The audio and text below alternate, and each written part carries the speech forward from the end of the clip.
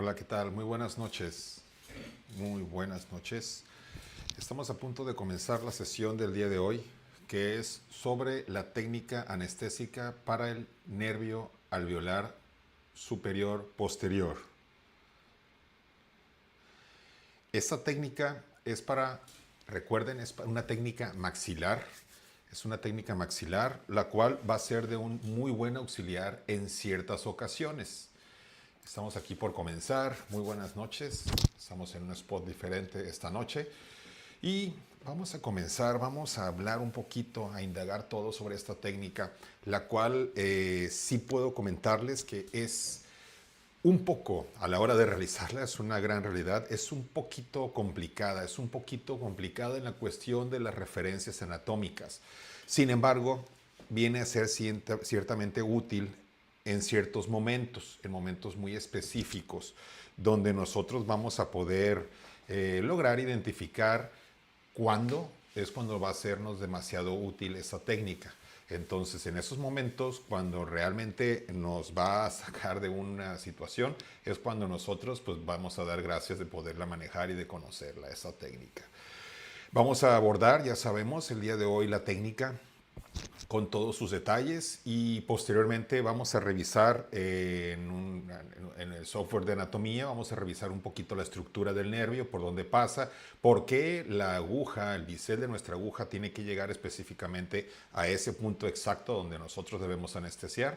Y posteriormente vamos a realizar la técnica en un simulador, ya lo sabemos, vamos a realizar la técnica posteriormente en nuestro simulador para poder ya a partir de ahí pues identificar perfectamente bien cómo vamos a llevarla a cabo nuestra técnica.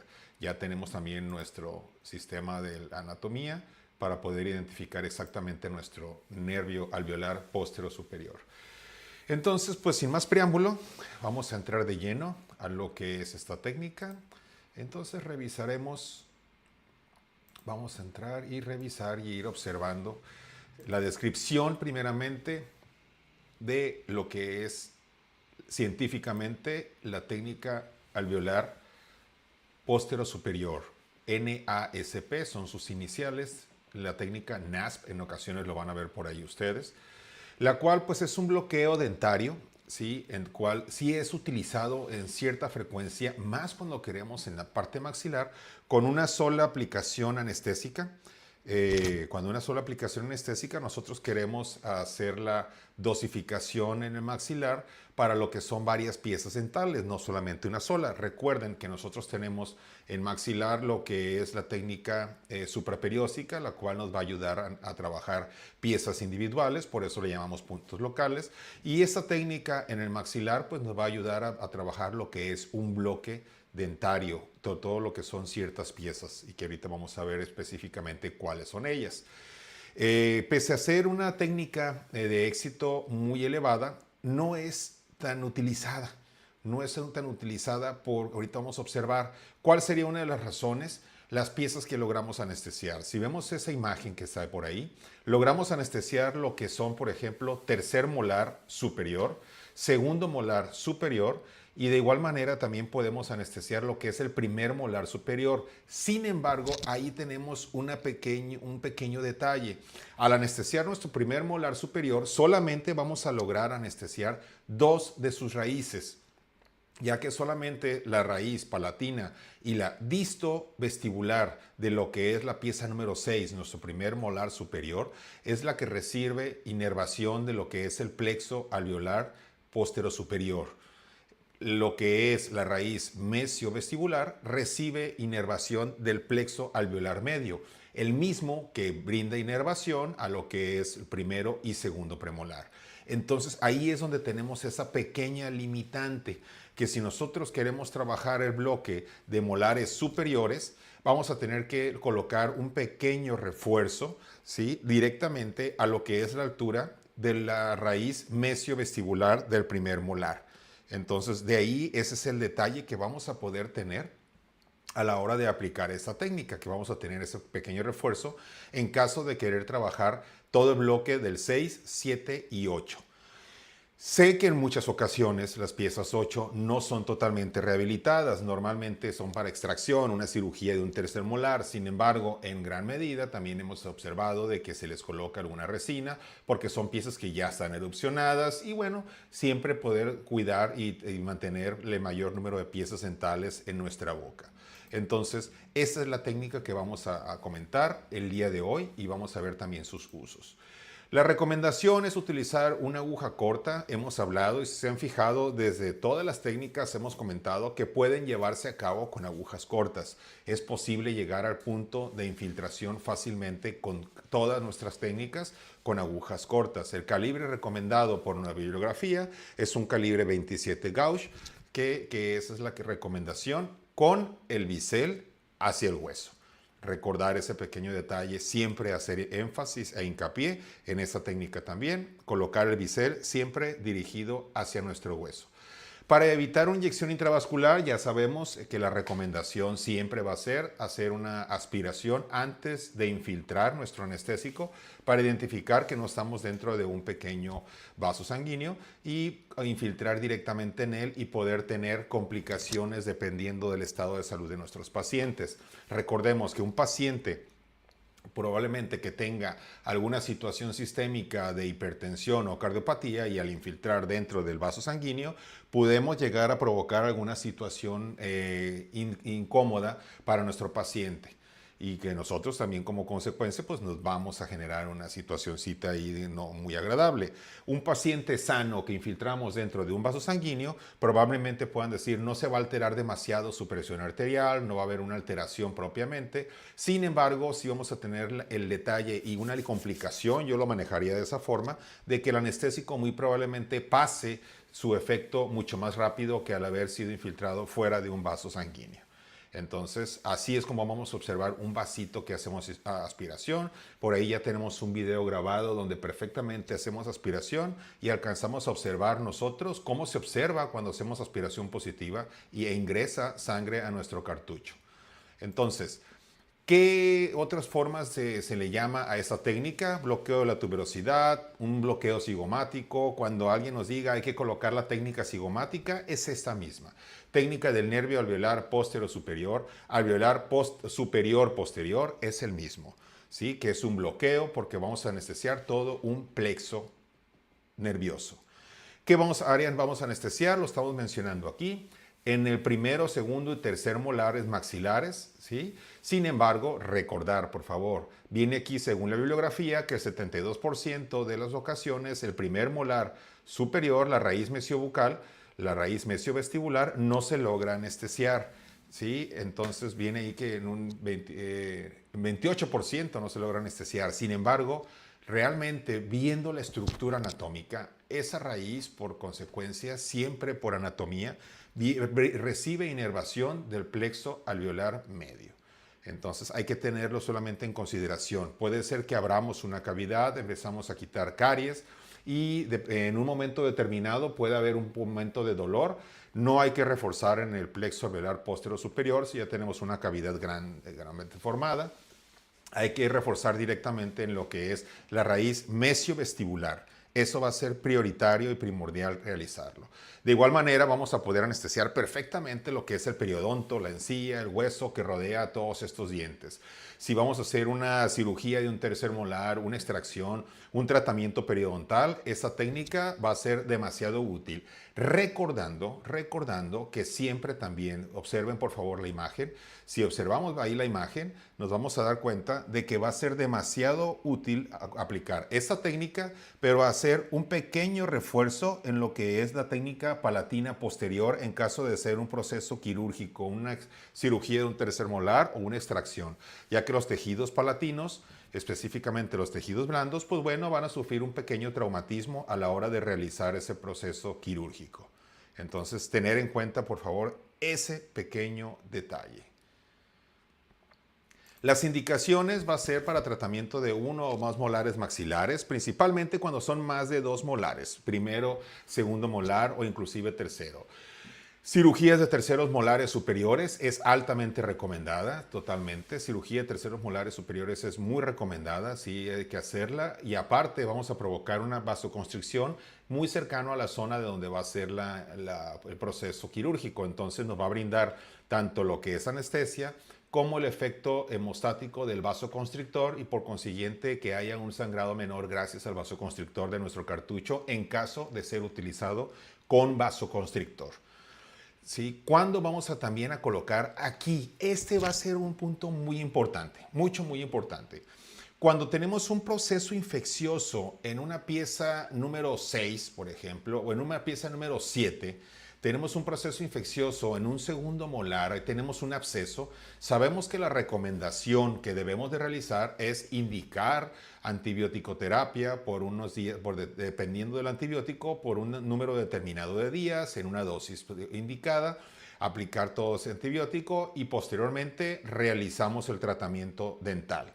Sin embargo, si por alguna circunstancia hay un momento imperante de urgencia en una zona probablemente donde el acceso a un tratamiento odontológico no sea diario, como si alguien va a una brigada, a una zona rural donde a lo mejor no va a ser el tratamiento odontológico, no llega todos los días y es imperante realizar el tratamiento en ese momento, ok. Sabemos que una contraindicación es colocar el anestésico en el proceso infeccioso. En este caso, en un proceso periapical, sería imposible colocar una técnica supraperióstica. Sin embargo, si la situación es exigentemente necesaria, podemos entonces nosotros seguir lo que es el trayecto de nuestra inervación y colocar un anestésico en lo que es el bloqueo completo, que es el técnica alveolar postero superior. Y de esa manera colocamos el anestésico en una zona donde no se encuentra el proceso infeccioso y realizarlo en un caso exigente de urgencia que sea necesario. Entonces, por eso es que sí es importante conocerlo y saber en qué momentos también nos puede ser muy necesario. Recordemos, en una zona urbana, en un consultorio, en ciudad, donde existe la posibilidad que el paciente regrese y brindarle la atención, siempre será prioritario un manejo con antibiótico-terapia previamente y posterior a ello realizar el tratamiento independiente de la técnica anestésica. ¿Ok? Y bueno, otra indicación, cuando la técnica supraperiósica por alguna razón no haya sido eficaz, tenemos esta alternativa que nos puede ayudar para poder realizar el tratamiento dental. ¿Cuáles son las ventajas? Es potencialmente atraumática, no es muy dolorosa. No es muy dolorosa si se administra de manera correcta. ¿Qué es de manera correcta?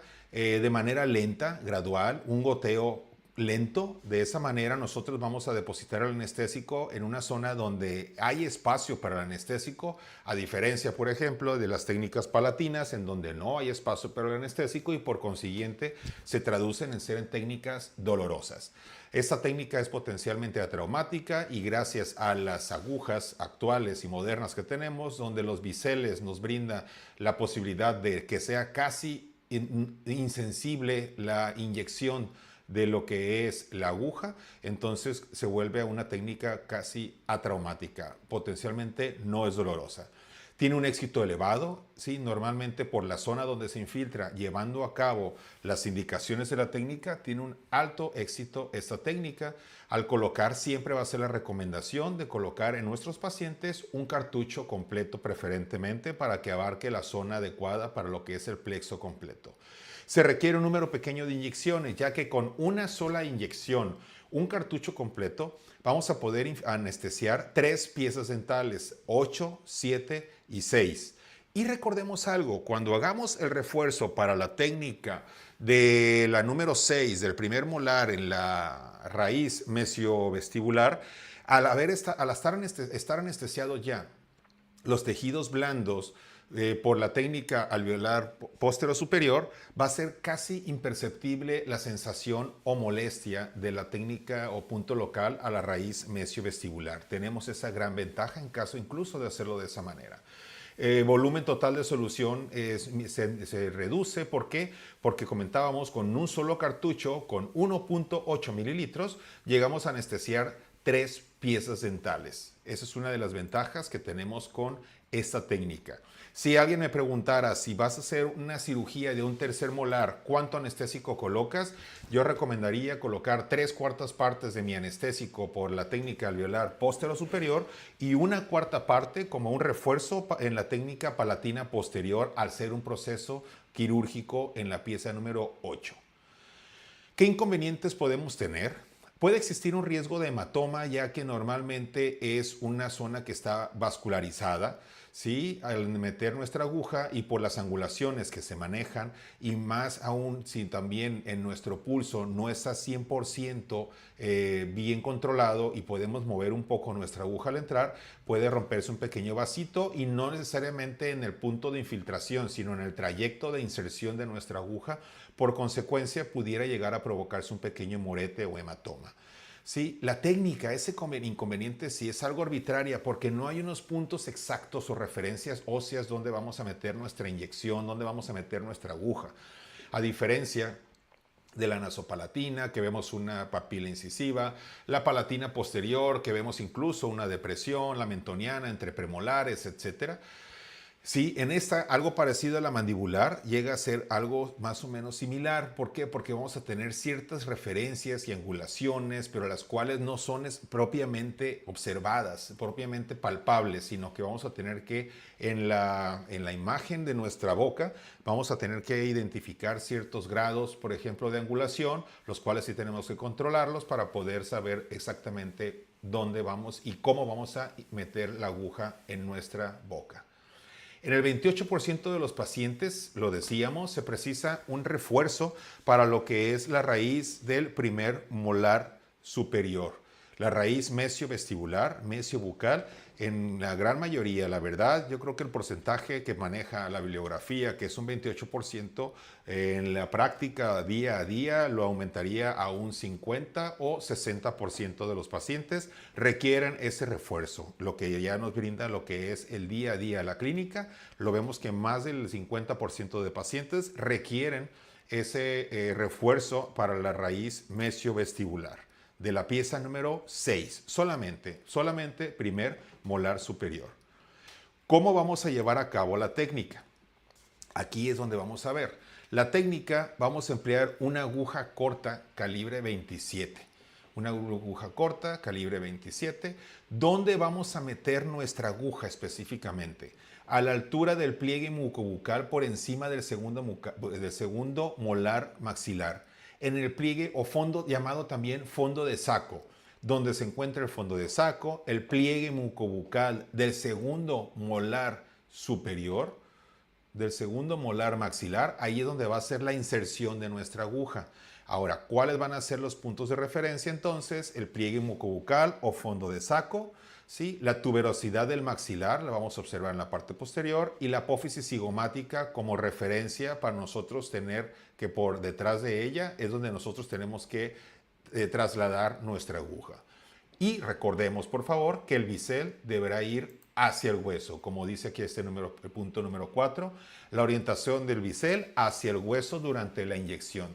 De este modo, inclusive si llegamos a tocar accidentalmente el hueso, no vamos a tener una molestia incómoda incluso en el momento ni posterior al proceso de infiltración, ya que si el bisel va del lado contrario, lo que es el filo de nuestra aguja, si tocaría el hueso, pudiera lastimar ligeramente el periósteo que lo recubre, y aparte de la molestia en el momento de la infiltración, pudiera existirse una molestia posoperatoria, que es donde dice el paciente que le duele en donde le pusieron el piquete. Entonces hay que tener cuidado de eso, del bisel siempre hacia el hueso.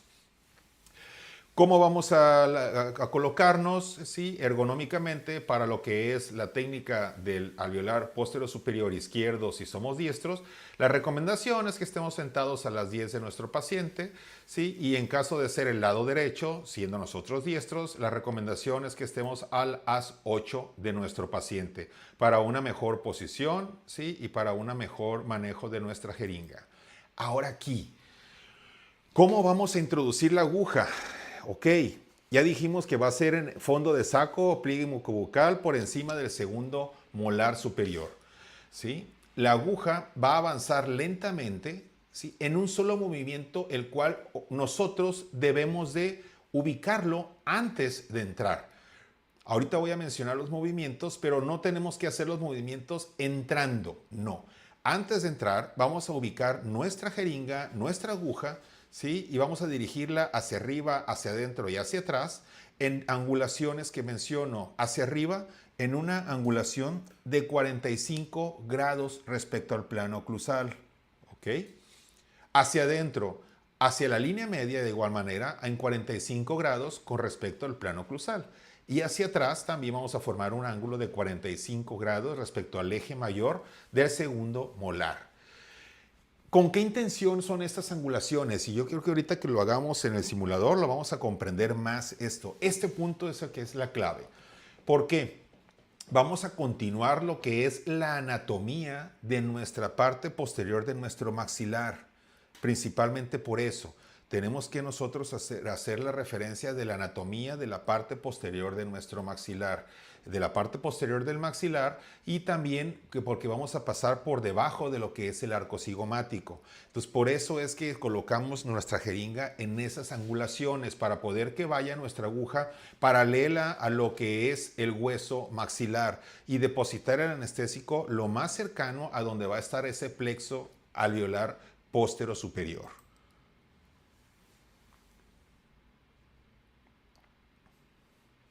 Vamos a avanzar nuestra aguja lentamente sobre tejidos blandos. Aquí podemos observar cómo tenemos esos 45 grados hacia afuera y ya tendríamos 45 grados hacia atrás. Y sí, en ese pliegue mucobucal que observamos en la imagen es donde nosotros estaríamos insertando nuestra aguja, ¿sí? Con el bisel hacia el hueso. Con el bisel hacia el hueso y es donde nosotros entraríamos de esa manera.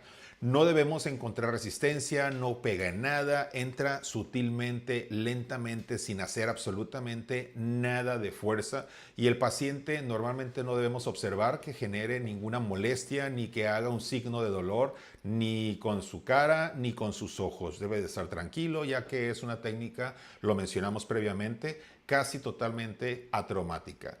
Si llegáramos a tocar el hueso, quiere decir que la angulación estuvo excesivamente inclinada. O sea, visualicen que esos 45 grados se fue más allá de 45 grados, nos fuimos a 50, 60 grados y casi clavamos lo que es nuestra aguja en el hueso maxilar. ¿Qué hay que hacer? Retirarnos ligeramente, corregir la angulación y entrar de nuevo sin problema alguno. ¿Ok? Y recordemos siempre con el bisel hacia el hueso. De esa manera no tendríamos nosotros una sintomatología de dolor. Vamos a empezar a entrar. ¿Cuánto va a entrar nuestra aguja? Aproximadamente 16 milímetros. Sí, es lo que va a entrar nuestra aguja. Si nuestras agujas cortas tienen una longitud aproximada de 21 milímetros, entre 21 y 25 dependiendo de la marca, visualicemos que si la mayoría son de 21 milímetros, vamos a meter nuestra aguja aproximadamente 2/3 partes, un poquito más.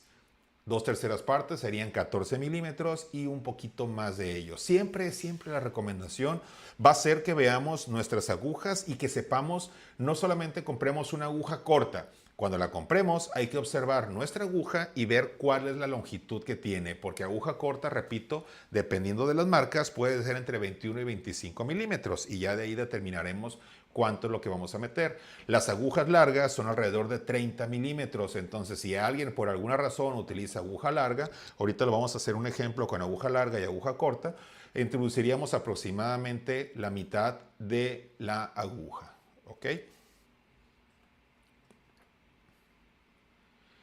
Esto hay que tenerlo en cuenta. Hay que tener en cuenta el tamaño, la dimensión de lo que es el cráneo de nuestros pacientes, ya que si vemos que son pacientes con un cráneo pequeño o niños, por ejemplo, pues hay que determinar que no vamos a introducir nuestra aguja a 16 milímetros. Estaríamos en un rango aproximado tal vez entre los 10 y 14 milímetros que vamos a introducir nuestra aguja sin necesidad de meterla mucho más. Hay que tener en cuenta ese detalle. Y bueno, de ahí la colocación también de lo que es un cartucho completo para que el radio de acción a la hora de colocar el anestésico pues sea el adecuado para que haga efecto en los diferentes pacientes. Repetíamos ahorita que es posible, dependiendo de cómo introducimos nuestra aguja y del movimiento que podamos ejercer a la hora de estar colocándolo, provocar ese tipo de problemas, ¿sí? De que sean un hematoma, por ejemplo. O si metemos también nuestra aguja un poquito de más, que brindemos anestesia a nuestro paciente más allá incluso de lo que es la zona solamente bucal. Esa pequeña complicación, que ahorita la vamos a explicar aquí, que se puede llegar a presentar y si no identificamos esto que vamos a ver, puede ser que nos asustemos junto con nuestros pacientes. ¿Qué es? Que nosotros en ocasiones vamos a colocar, por ejemplo, la técnica alveolar posterior superior y que el paciente refiera que sienta anestesiado el labio inferior o la lengua inclusive, que sienta anestesiado la parte de abajo, ¿sí? Vamos a más aquí. Que sienta anestesiada también la parte de abajo de nuestros pacientes. O sea, que ellos digan que tienen anestesiado el labio anterior e inferior, ¿sí? Y también a lo mejor la lengua tiene anestesiada. Y entonces, ¿por qué? Nos vamos a preguntar nosotros, ¿cuál es la razón de por qué nuestro paciente siente eso si yo lo puse arriba? Incluso nos va a preguntar, ¿por qué siento anestesiado arriba, abajo, si me anestesiaste arriba? Ok. La razón lo vamos a observar aquí en esa imagen. Si la angulación nosotros la ponemos un poco más y donde queríamos anestesiar fue donde nuestra flecha indicó primero, pero angulamos más allá de 45 grados en lo que es el eje horizontal de nuestro plano oclusal, y aparte metimos nuestra aguja, en vez de 16 milímetros, metimos casi nuestra aguja completa, se movió el paciente. Es un paciente con un cráneo pequeño, llegamos a meter cerca de 20 milímetros nuestra aguja, se combinan todas esas situaciones, entonces llegamos a depositar en una porción más posterior, ¿sí? De solamente en el plexo, que fue donde nos señalaba esta flechita ahorita en un momento. Entonces, coloco mi anestésico en esta zona y llego a anestesiar ligeramente lo que es la rama B3, la rama mandibular de mi trigémino, en lo cual, si observan esa imagen, está cercana. ¿Por qué? Porque literalmente derivan de un mismo ganglio, que en este caso es el ganglio de Geyser, y de ahí se derivan los tres nervios, y en este caso la parte inferior, lo colocamos, y por esa razón es que se puede llegar a suceder que se anestesie la parte mandibular. No hay que asustarnos, hay que hablar con nuestro paciente, decirle que igual, ya que pase el anestésico, va a pasar por el tamaño de su cabeza, decirle por el tamaño de su cráneo, pues muy probablemente es que llegó a anestesiarse hasta la zona inferior, porque por ahí pasa muy cerquita el nervio. Explicárselo y no hay ningún problema. ¿Ok? Vamos a avanzar y ahora vamos a ver con base en la teoría del doctor Malamet, cómo recomienda realizar esta técnica. Entonces, ¿qué vamos a anestesiar? Mencionábamos las piezas 8, 7 y parte del 6 en sus raíces distovestibular y palatina, ¿sí? Y lo que es la zona de mucosa y hueso, principalmente vestibular. La recomendación es una aguja corta, ¿sí? Calibre 27 gauge, y ergonómicamente te recomienda a las 10 de tu paciente para hacer el lado izquierdo y para hacer el lado derecho de tu paciente a las 8 para tener una mejor visibilidad y un acceso más controlado de nuestra jeringa. ¿Cómo va a ser la dirección? Mencionábamos ahí, el punto de inyección va a ser el pliegue mucobucal a nivel del segundo molar superior en una angulación de 45 grados hacia adentro, hacia atrás y hacia arriba. Observemos esa angulación en 45 grados, va dirigido hacia atrás y sigue la anatomía del hueso maxilar, y de esa manera nosotros vamos a entrar, aspiramos y al no tener una aspiración positiva procedemos a infiltrar bisel hacia el hueso, dejamos aproximadamente 4 o 5 milímetros por fuera de nuestro pliegue mucobucal y de esa manera infiltramos la técnica alveolar póstero superior. Entonces, esos serían los elementos teóricos para lo que es la infiltración de nuestra técnica alveolar póstero superior. Ahora vamos a pasar por aquí a observar en nuestra aplicación de anatomía, bueno, a ver nuestro nervio, literalmente, ¿dónde vamos a anestesiar? ¿Por qué vamos a anestesiar este nervio? A ver cómo llega a nuestros dientes. Aquí vemos, estos son los dientes que vamos a anestesiar. Quiero que vean aquí ¿Qué plexo es? Ese que está señalado en color lila en la parte más superior, ese que está ahí, es el nervio alveolar superior posterior, en este caso del lado derecho. Deriva de lo que es la rama maxilar, que es esta que estoy señalando aquí en color lila. Esa es la rama maxilar y de ahí viene este plexo, lo que es todo el nervio alveolar posterior superior. Viene, entra a nuestro hueso. Entonces, cuando nosotros introducimos nuestra aguja, voy a tomar aquí esto para poder señalarles. Nosotros introducimos nuestra aguja aproximadamente a este nivel, porque está lo que es el segundo molar, tenemos el pliegue mucobucal y el pliegue estaría aproximadamente aquí. Nosotros vamos a meter nuestra aguja en una angulación de esta manera y estaríamos colocando nuestro anestésico en esta zona. Ingresa ese plexo, ¿sí? Esos nervios, y viene la inervación para el 8, 7 y parte del 6. ¿Ok? Y de esa manera nosotros logramos anestesiar esa zona para esas piezas. Por eso es la angulación en 45 grados. Ahora vamos a observar algo. ¿Por qué también ahora sí, se menciona que en 45 grados hacia adentro? Vamos a movernos para acá. Vamos a tener una vista frontal. Aquí nos vamos a mover. Vamos a quitar, vamos a clarear este hueso transparente. Ok, y vamos a tener nuestro bolígrafo. Entonces, nosotros vamos a meter, ya vimos que la angulación era 45 grados hacia atrás. Vamos a tener nosotros, ¿sí? Vamos a verlo de frente. Tendríamos que seguir lo que es la anatomía de nuestro hueso. Si lo viéramos, entraría nuestra aguja en esta angulación, 45 grados, para tratar de llegar a ese plexo. Quisiera que observemos, ¿sí? Este es el plexo que vamos a anestesiar. Ahí, ¿ok? Entonces lo tenemos ahí. Vean cómo está marcado ahí en lila. Si yo tengo mi paciente de frente, aquí está, ahí tengo mi referencia, mis centrales. Mi paciente ahí está de frente. Entonces, por consiguiente, mi aguja llevaría una angulación de 45 grados para tratar de llegar a esa zona. Por la anatomía de mi maxilar. 45 grados hacia atrás, hacia adelante y hacia atrás, hacia arriba. ¿Sí? Es como lo vamos a realizar. Vamos a ver ahora nada más acá del otro lado. Vamos a verlo cómo se ve el nervio. Acá lo tenemos marcado. Y aquí podemos ver, ok, vean dónde nos inerva. Voy a señalar el nervio maxilar superior. Y vean cómo le brinda inervación a lo que es las piezas 8, 7 y 6. Pero vean el 6, por favor. Vamos a revisar la pieza número 6.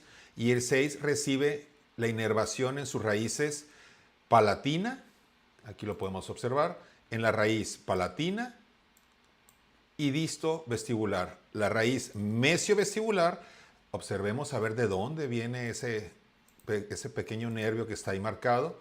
Lo voy a señalar aquí. Voy a apagar esto. Lo señalo. Incluso ahí me va a aparecer el nombre. Porque ahí está por dentro. Aquí. Y observemos el nerviecito. Vamos a tener que meternos un poco la mandíbula. Tenemos el 6. Aquí me meto la mandíbula. Este es. Veamos de dónde viene. Y aquí está. Es el nervio alveolar superior medio.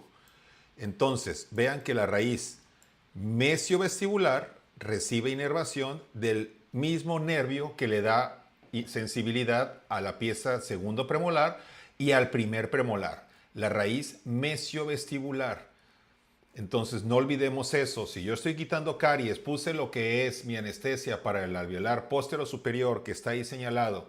Le puse anestesia para esta pieza, para este plexo y anestesié todo 8, 7 y 6, pero de repente duele en una zona. Ya no hay que volver a reforzar acá. Muy sencillo. Hay que reforzar solamente en lo que es este nervio. Ahí se marcó. Porque ahí vemos que es el que recibe la raíz mesial del 6. Entonces, si no olvidamos esto, nos va a ayudar a salir de muchas situaciones al identificar bien esto. Entonces, el plexo alveolar posterior superior me da sensibilidad a las piezas 8, 7 y parte del 6. Raíces palatina y disto vestibular. Plexo alveolar medio raíz mesiovestibular 5 y 4. Y el plexo anterior, pues me brinda al 3, 2 y 1. Si nos vemos aquí, voy a señalar este que está aquí. Este es. Y vean cómo aquí viene de más arriba. Vamos a señalarlo. Es este. Déjenme ver si fue. No, se nos fue. Ese es el anterior que viene aquí. Bueno, aquí lo observamos. Este es el anterior que viene aquí, que se deriva del mismo nervio de la rama maxilar. Y aquí podemos, la recomendación es que si puedan utilizar este tipo de aplicaciones de anatomía, les va a ayudar a entender y salir de muchas dudas a la hora de ver cómo este cableado, si nosotros identificamos en nuestra mente cómo es ese cableado, o sea, nuestro sistema nervioso, en nuestra boca, nosotros como odontólogos vamos a poder identificar perfectamente dónde vamos a anestesiar y por qué vamos a anestesiar, y cuando no anestesiamos que algo pasó mal, saber por qué. Si no identificamos esa situación de la raíz mesiovestibular a la hora de aplicar esta técnica, puede ser de que nosotros tal vez nos sintamos, hay una sensación de frustración porque sintamos que algo estamos haciendo mal. Colocamos un refuerzo para el alveolar posterior superior, se anestesia mucho más el 8, 7 y parte del 6 y sigue doliendo. Porque se nos olvidó que la raíz mesiovestibular recibe inervación de lo que es el plexo alveolar superior medio. Entonces aquí ya aclaramos en este punto específico y ahora pues vamos a pasar a revisar lo que es en nuestro simulador. Tenemos aquí nuestro simulador y vamos a venir por acá para hacer un proceso de infiltración de cómo vamos a colocar y en qué partes vamos a colocar nuestra inyección. Tenemos ahí nuestro simulador. Mencionábamos que vamos a tener que tomar en cuenta lo que es el pliegue mucobucal del segundo molar. Pliegue mucobucal del segundo molar. Entonces, esa es la angulación. 45 grados hacia atrás. Vean que aquí, esto son 90 grados. 45, plano oclusal 0. 45 grados, pliegue mucobucal hacia atrás y 45 grados hacia adentro y hacia arriba. Y aquí estamos. El bisel, hay que ubicarlo. El bisel iría siempre hacia el hueso. ¿Sí?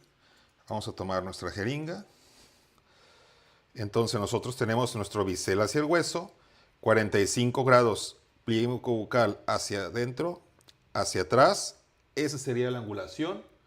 Y nosotros procedemos ahí mismo, en esa angulación, a meter nuestra aguja. Aquí tenemos nosotros una aguja larga, entonces entraríamos solamente la mitad. En eso entraríamos la mitad porque aquí estamos manejando una aguja larga. ¿Ok? Retiramos, pero si ubiquemos pliegue mucobucal. Lo que se menciona que es en una sola intención es porque no vamos a meter nuestra aguja. Muchos piensan que es esto. Tomarlo, meter la aguja y ya que está ahí adentro, doblar y doblar. Y lo que pasaría es que la aguja saldría doblada. Entonces nosotros vamos a proceder a entrar en 45, antes de entrar 45, 45 y ya que tenemos la posición, entonces procedemos a entrar en esa zona. ¿Ok? Vamos a hacer un pequeño ejercicio utilizando la jeringa digital con una aguja corta, ¿sí? Con una aguja corta y vamos a alcanzar incluso a escuchar cómo funciona. Entonces nosotros tenemos nuestra aguja corta, el bisel lo vemos también, es igual. Nosotros vamos a poder observar nuestro bisel. Tenemos nuestra aguja corta, ¿sí? Al paciente le pedimos que no se mueva. Tenemos ahí el bisel, 45 grados hacia atrás y hacia adentro. ¿Sí? Quitamos el candado, siempre recomendamos en esta ahí. Ya está listo. Y ahora tenemos listo para infiltrar. 45 grados atrás y adentro. Tenemos el punto y entramos.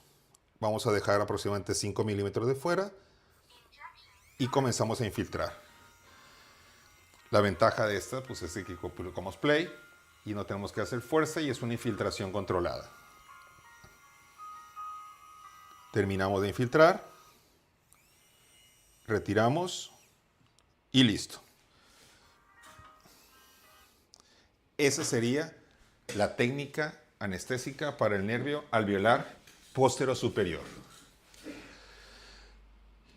Y pues bueno, espero que con eso quede aclarada todas o gran parte de las dudas y utilicemos la técnica pues cuando sea realmente necesaria.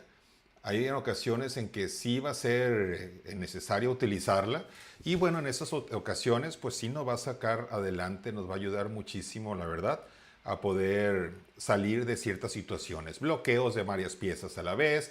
Si en un grado extremo que estemos en una situación donde tenemos que recurrir nosotros a lo que es una infiltración porque hay un proceso inflamatorio por ahí, entonces en ese tipo de situaciones es donde nosotros podemos echar mano de esta técnica. Cirugía de terceros molares, claro que sí. Cirugía de terceros molares.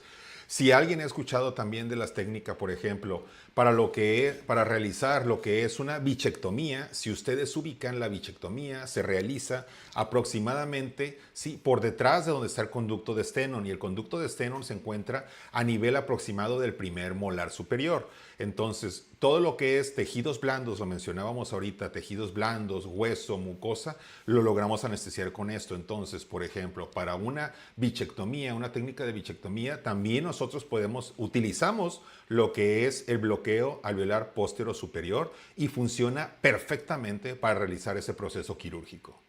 ¿Qué anestésico se recomienda utilizar? En esta ocasión, para esa técnica y de notar que sí fue altamente efectiva, vamos a utilizar una lidocaína con vasoconstrictor, porque al ser una técnica muy noble y hay buena absorción de hueso, entonces va a ser con una técnica, un anestésico como lidocaína con vasoconstrictor, es suficiente. A excepción, recordemos, si tenemos pacientes que tienen algún compromiso sistémico, pues ese tipo de pacientes, pues utilizaremos específicamente anestésicos sin vasoconstrictor. ¿Cuánto anestésico? Para cuando tengamos una práctica, la recomendación es colocar por lo menos medio cartucho para identificar que la técnica fue efectiva, porque sí va a ser efectiva, porque vamos a tener que llegar al punto exacto. Para nuestros pacientes en un tratamiento odontológico, la recomendación es utilizar un cartucho completo. Desde un plano frontal, en el simulador, me imagino, viene una pregunta por ahí, dice Ricardo Alonso, que si podemos explicarla desde lo que es en un plano frontal. Bueno, tenemos ahí en lo que es anatómicamente la aplicación, lo explicamos ahorita. Vamos a tratar de verlo en un plano frontal. A ver, ok, movimos a nuestro paciente, muy cooperador por cierto, le agradecemos la verdad. Ya ahí se vino en un plano frontal. Entonces, la técnica en un plano frontal, tenemos aquí nuestra jeringa, vamos a apagar esto. Tenemos aquí nuestra jeringa, plano frontal. ¿Cómo lo haríamos?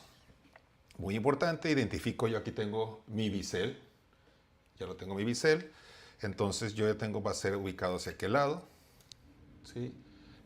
En un plano frontal, ¿qué es lo que voy a proceder a realizar? Tengo aquí mis 45 grados hacia adentro que observamos, esta es la angulación y estoy hacia atrás. Vean que aquí estaría, si alcanza, a lo mejor aquí no se identifica la angulación en lateralmente, pero aquí sí vengo en 90 grados, inclino hacia adelante 45 e inclino hacia adentro en 45, fondo de saco del segundo molar y en esa posición, en esa angulación, ahí voy a entrar. Estoy ahí, agarro, ingreso, dejo 4 milímetros aproximadamente afuera, procedo a infiltrar. A mi paciente lo detengo, que no se me mueva, observo sus pupilas, que no se vasodilaten. Tengo mi bisel hacia el hueso y se alcanza a observar el bisel. Infiltro un cartucho completo, retiro. Y no debe haber contacto. Eso sería en un plano frontal. ¿Ok? Ahí en lo que Ricardo nos había preguntado, espero que ya con eso quede más entendido. Pues bueno, jóvenes, doctores, amigos de todas partes, con todo gusto compartimos esta técnica y esperamos sea útil en los momentos determinados que sea necesaria. Háganla, es práctica, no es traumática, no es dolorosa y les puede ayudar muchísimo en sus tratamientos dentales con sus pacientes. Que tengan una excelente noche. Nos vemos próximamente para revisar otra técnica o revisar incluso situaciones específicas de odontología.